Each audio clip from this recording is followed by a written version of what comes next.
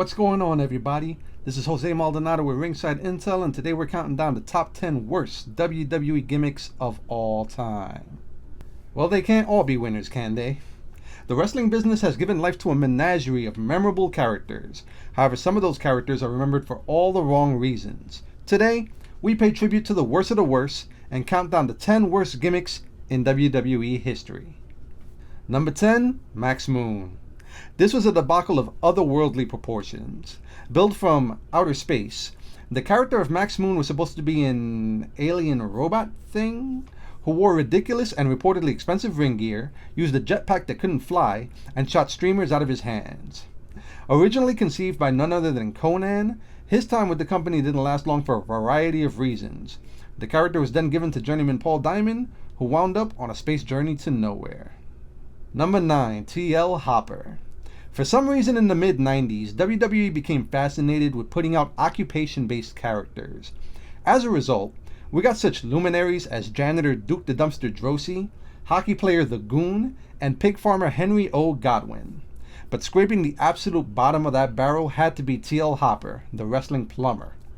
Equipped with his trusty plunger and filthy tank top, it's hard to imagine a world where this gimmick couldn't have been anything but flushed away. Number 8, Eugene. Now this was going to be a tricky one to pull off from the get-go. Starting in 2004, Nick Dinsmore began portraying the character of Eugene, a mentally challenged young man who happened to be a wrestling savant. Given WWE's track record for insensitivity, fans weren't exactly expecting a nuanced portrayal here. To his credit, Dinsmore did the best he could out there, and the character was popular with the crowd for a while, but they really should have never gone down this road in the first place. Number 7, Beaver Cleavage. Now there are bad ideas, and then there's Beaver Cleavage. The former headbanger Mosh was given a shot at a singles run with this parody of the sitcom Leave It to Beaver. Talk about timely. He was packaged with black and white vignettes and his mother, Mrs. Cleavage, and it all made about as much sense as it sounds. The gimmick landed with a thud, and was quickly abandoned when he started going by his real name of Chaz, and was involved in an angle where he was allegedly beating the former Mrs. Cleavage. Yikes. Number 6, Fake Razor and Diesel. When Scott Hall and Kevin Nash departed for WCW in 1996, WWE had the brilliant idea of just placing two different wrestlers in their former personas of Razor Ramon and Diesel respectively. The results, predictably, were catastrophic, as fans rejected these bootleg versions immediately.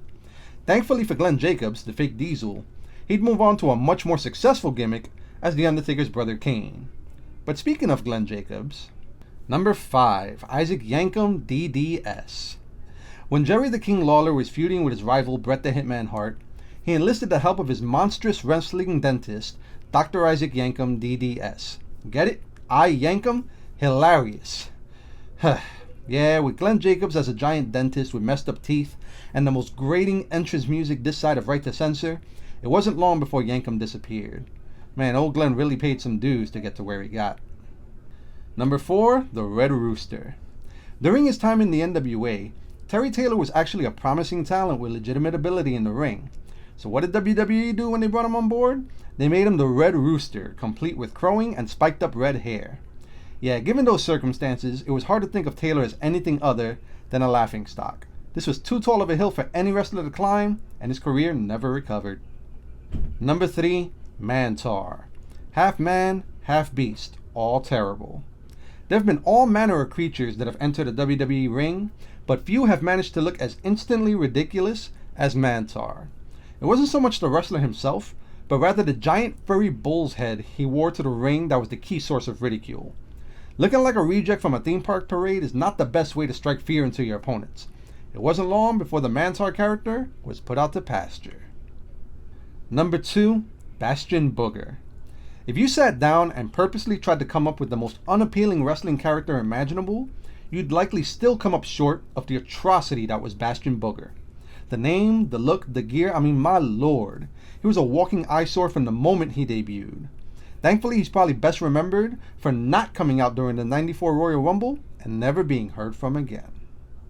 And number 1, the Gobbledygooker. When talking about the biggest creative catastrophes in WWE history, you unquestionably have to mention the one, the only, the Gobbledygooker. Leading up to the 1990 Survivor Series, the company carted around a giant egg to their events for weeks, building hype around what could be inside. At the pay-per-view, we got our answer, and it was Hector Guerrero in a turkey suit. Watching the Gooker dance around the ring with Mean Gene as the crowd looked on in stunned disbelief is hands down one of the most hilariously awkward moments wrestling fans have ever had the displeasure of being subjected to. Thanks for the memories, Gooker. Thank you for coming along on this ride down infamy lane. What are some of your worst remembered gimmicks in WWE history?